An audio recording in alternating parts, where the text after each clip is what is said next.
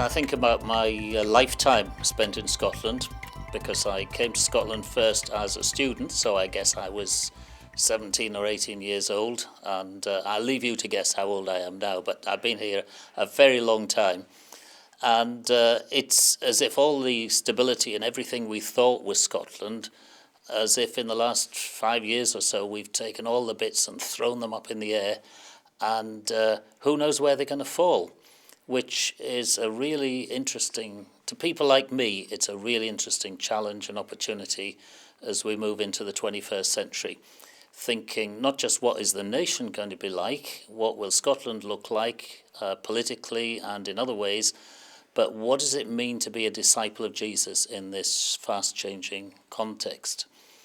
And as I think about it, it's a lot of people are in despair because they look at our churches and they say, well, the churches are declining really quite fast, faster than in other parts of the developed world. Churches are declining quite fast.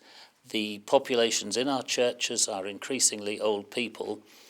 So we should just basically close the thing down, get ready to shut up shop in maybe 20 years' time or whatever. On the other hand, we could say, well, the people of Scotland are as interested in the search for meaning and purpose and identity and spirituality as they've ever been. And here is God giving us a fantastic opportunity to ask right from baseline, what does it mean to be a disciple of Jesus in this time and in this place? So actually, secularisation in Scotland, the changing culture, could give us the opportunity that this place becomes a laboratory to work out the answers to those questions. A lot of people who've been in churches for their lifetime, their major big challenge is this: why have my children and grandchildren not followed in the footsteps of faith that I faithfully laid out for them in bringing them up? And for me, as I look at people and engage with people who say, this challenge is too big, we don't know how to change, then in a sense my question, without I hope being strident and critical, is simply this: do you love your own family enough to want to hand on to them some kind of serviceable faith community that will address the needs of your own children in your own family?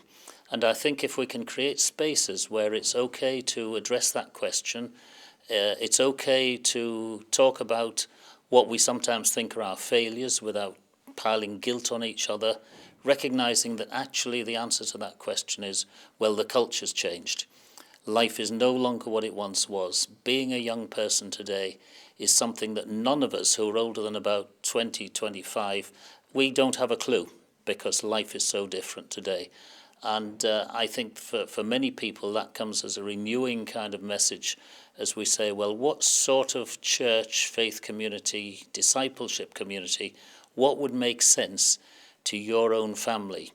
And that can be liberating, and I think can also focus our minds on thinking about things like times, places, the nature of worship, what it really means to embed discipleship and faithfulness to the gospel in everyday life. If we're looking for a change of mindset in relation to what the church might be, we are talking about conversion, actually. We're talking about a new Reformation. Scotland has been the homeland of the Reformed tradition for 500 years, and one of the slogans of the Reformation was reformed but always reforming. And that means there should be movement, there should be change. We should constantly be expecting God to show us new ways forward, and we should also expect to be obedient when God opens those doorways to us. So in theory, you might say that the Reformed tradition should find it much, much easier to move forward than others, because we're ticking that box all the time.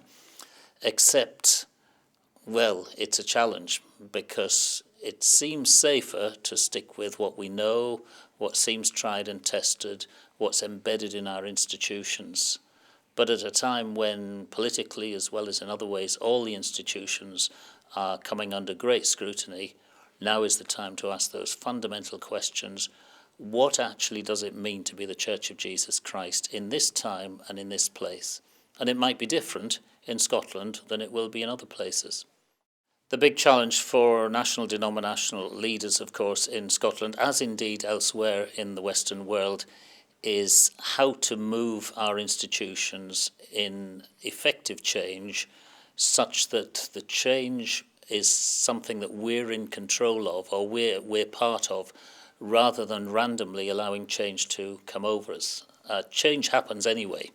So people who say to me, well, nothing much has changed here, actually I look around at many of our churches and I think to myself, everything has changed in the last 20 years.